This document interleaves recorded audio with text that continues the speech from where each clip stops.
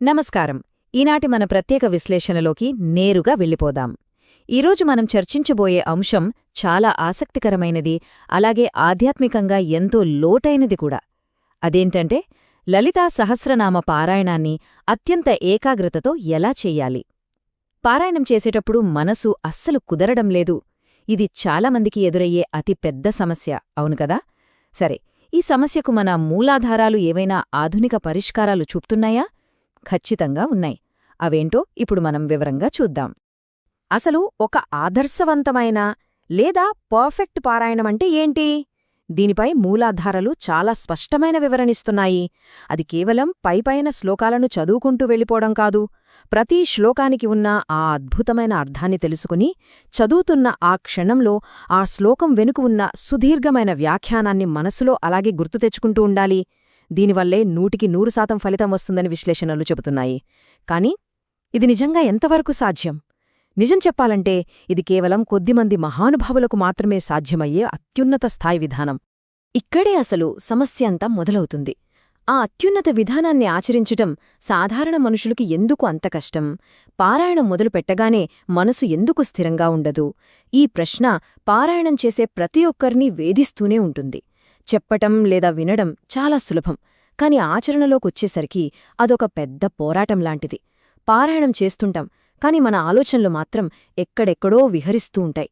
ఇది ఒకరిద్దరి సమస్య కాదు, ఇదొక సహజమైన మానవ బలహీనత. మరి దీనిని ఎలా అధిగమించాలి? దీనికోసం మనం ముందుగా అసలు మూలాల్లోకి వెళ్ళాలి. పారాయణానికి ప్రధానంగా 3 మూలస్తంభాలు ఉన్నాయని సమాచారం స్పష్టం చేస్తోంది. అవే భక్తి, శ్రద్ధ మరియు ఏకాగ్ర చిత్తం. సరైన ఫలితం రావాలంటే ఈ 3 తప్పనిసరిగా ఉండాల్సిందే. ఏదో యాంత్రికంగా చదివేస్తే ప్రయోజనం శూన్యం. సరే, ఇప్పుడు ఈ 3 అత్యంత కీలకమైన అంశాలను ఒక్కొక్కటిగా కాస్త లోతుగా విడమర్చి చూద్దాం. ముందుగా మొదటి అంశం భక్తి. భక్తి అనేది పూర్తిగా మన అంతరంగానికి, అంటే మన మనసుకు సంబంధించిన అంశం. అమ్మవారి పట్ల మనలో ఉండే అపారమైన ప్రేమ, విశ్వాసం, అంకితభావం ఇవన్నీ కలిపితేనే భక్తి. ఇది పక్కవారికి ప్రదర్శించేది కాదు సుమా, మనసు లోతుల్లో నిరంతరం ప్రవహించే ఒక అత్యంత స్వచ్ఛమైన భావన ఇది. ఎలాంటి పూజకైనా పారాయణానికైనా సరే ఈ భక్తే మొట్టమొదటి పునాడి. ఇక రెండవది, ఇది చాలా ప్రాక్టికల్గా ఉండే విషయం, అదే శ్రద్ధ. పారాయణాన్ని ఏదో ఒక దినచర్యలో భాగం కదా అని ఒక మొక్కుబడిలాగా మాత్రం అస్సలు చేయకూడదు. ఎంతో ఇష్టపడి చేయాలి. ఇక్కడ మూలాధారాలిస్తున్న ఒక గొప్ప సలహా ఏంటంటే, ఒకవేళ ఏ రోజైనా సమయం లేకపోయినా లేదా మనసు ప్రశాంతంగా లేకపోయినా ఆ రోజుకు ఆపేసి మరుసటి రోజు చేయడం ఎంతో ఉత్తమం. ఏదైనా నిర్దిష్టమైన దీక్షలో ఉంటే తప్ప ప్రతిరోజూ బలవంతంగా పారాయణం చెయ్యాలనే కఠిన నియమమేమీ ఇక్కడ లేదు. వీలైనప్పుడే అత్యంత శ్రద్ధతో చేయడమిక్కడ ముఖ్యం. ఇప్పుడు 3వ మూలస్తంభం దగ్గరికి వద్దాం. అదే ఏకాగ్రచిత్తం. పారాయణం చేసేవాళ్లకి ఎదురయ్యే అతిపెద్ద సవాలు ఇదే. ఒకసారి ఆలోచించండి. ప్రశాంతంగా, నిశ్శబ్దంగా కూర్చుని ధ్యానం చేసేటప్పుడే మనసును కంట్రోల్ చెయ్యడం ఎంతో కష్టం. అలాంటిది ఒక పక్క శ్లోకాలు చదువుతూ, ఉచ్చారణ మీద దృష్టి పెడుతూనే మరోపక్క ఎక్కడెక్కడో పరిగెడుతున్న మనసుని లాగి ఒకే చోట నిలబెట్టడం, అబ్బే, ఇది సామాన్యమైన విషయం అస్సలు కాదు. ఇదొక సుదీర్ఘమైన, అతి కష్టమైన మానవ ప్రయత్నం. సరే, మరి ఇంత చంచలమైన ఈ మనసును ఒకచోట ఎలా నిలబెట్టాలి? ఇక్కడే మూలాధారాలు ఈ ఆధునిక యుగానికి తగ్గ ఒక అద్భుతమైన, బ్రిలియంట్ ట్రిక్ను పంచుకుంటున్నాయి. అదేంటంటే టెక్నాలజీని వాడుకోవటం. యూట్యూబ్ లాంటి వేదికల్లో అమ్మవారి అద్భుతమైన వీడియోలు ఎన్నో ఉంటాయి కదా. అమ్మవారికి జరిగే పసుపు కుంకుమల అభిషేకాలు, విశేష పూజలు, అలంకరణలు, లేదా చీర కట్టే వీడియోలు, అంటే శారీ డ్రేపింగ్ వీడియోలు అంటారు గదా, అలాంటివి. వాటిని ముందుగా ల్యాప్టాప్లోనో మొబైల్లోనో డౌన్లోడ్ చేసుకోవాలి. పారాయణం చేసేటప్పుడు ఆ వీడియోలను ప్లే చేస్తూ, ఆ దృశ్యాలను చూస్తూ పారాయణం చేయడం. మనస్సును ఒకే చోట లగ్నం చేయడానికి ఇంతకు మించిన సులభమైన ఉపాయం మరొకటి లేదు.